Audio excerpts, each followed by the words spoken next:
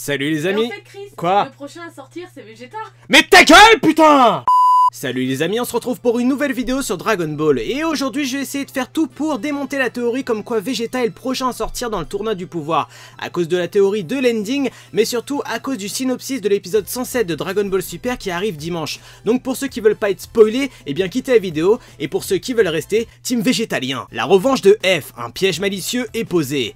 Plus de la moitié des participants ont été éliminés du tournoi du pouvoir, et 2 univers ont été détruits. Alors que la bataille continue pour les survivants, Frost cherche une opportunité pour prendre sa revanche sur Vegeta. Utilisant le Mafuba que Kame Sennin lançait sur Magetta, Frost semble avoir réussi à sceller Vegeta. Mais, et oui les mecs, il y a un mais, Vegeta va réussir à sortir de la jarre du Mafuba, tout simplement parce que Frost ne va pas le sceller. Et oui, vous savez très bien que si jamais le Mafuba n'est pas scellé par un sceau, eh bien l'individu qui est à l'intérieur peut ressortir, un peu comme ce qui s'était passé avec Zamasu.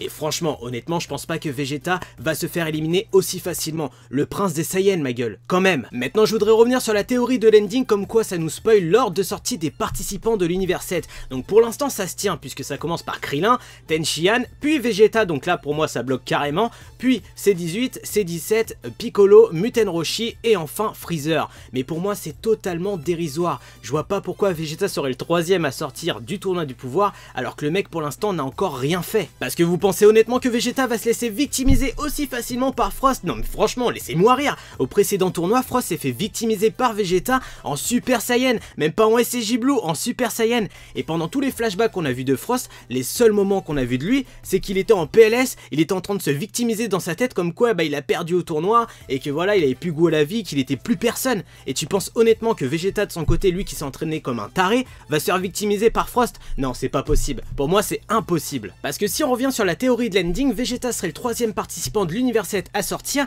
et Muten Roshi l'avant-dernier avant Freezer, puisqu'on compterait pas Goku et Gohan, qui seraient les deux seuls survivants de l'univers 7, et pour moi c'est totalement illogique, puisque Vegeta, lui, n'a encore rien utilisé de ses pouvoirs, et que Muten Roshi arrive à bout de ses pouvoirs. Tu sens qu'il est fatigué, il a même frôlé la mort. Pour moi c'est impossible, c'est impossible. Par contre, dans un cas extrême, si Vegeta sort réellement en troisième position et que cette théorie est vraie, j'arrête Dragon Ball Super, enfin l'animé, parce que pour moi le personnage de Vegeta serait mort, il n'y aurait plus de prince des Saiyans. Non, franchement, parce que à l'heure actuelle, Vegeta considère la Terre comme sa mère et la planète Vegeta comme son père. Et pour lui, la planète Terre c'est tout, il y a sa famille, il y a Bulma, il y a sa fille qui va naître, il veut défendre son univers. Et pour moi c'est impensable qu'il se laisse avoir aussi facilement. Parce que dans ce cas-là, rappelez-vous ceux qui suivent mes vidéos, j'ai fait une théorie sur l'opening de Dragon Ball Super qui nous spoilait l'ordre de sortie des participants de l'univers 7. Tous ceux qui avaient une boule de cristal, eh bien sortiraient et il resterait que Vegeta, Goku et Gohan. Et ça se tient puisque Krillin tenait la boule numéro 1 et il est sorti en premier. Donc tout est possible. Mais pour moi, c'est impossible que le prince des Saiyans sorte aussi facilement du tournoi.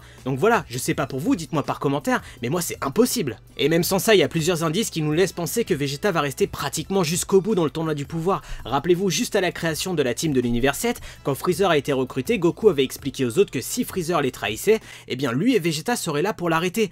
Donc Goku a une totale confiance en Vegeta et en ses pouvoirs. Et de toute manière, je vais terminer par un truc simple, on sait très bien, depuis le début du tournoi du pouvoir, que Vegeta sait quoi faire et que Goku aussi, et que dès qu'il y a un danger ou un truc comme ça, les deux se rappliquent et battent ce qu'il y a à battre. Donc au final, c'est un peu les ténors, les piliers de leur équipe, donc pour moi c'est impossible qu'un des deux piliers s'effondre. Enfin, pas tout de suite. Enfin voilà ce que j'avais à dire sur le cas Vegeta et sa potentielle sortie en troisième position pour la team de l'univers 7. Si ça arrive vraiment, pour moi ça prouvera juste le bashing général du personnage de Vegeta dans l'animé, parce que Toyotaro ne fait pas les mêmes erreurs pour l'instant dans le personnage de Vegeta, puisqu'il suit une évolution noble pour le prince des Saiyans. Donc dites-moi par commentaire votre avis, n'oubliez pas de liker en masse cette vidéo si vous êtes d'accord avec moi, et sur ce, moi je vous laisse, tchuss!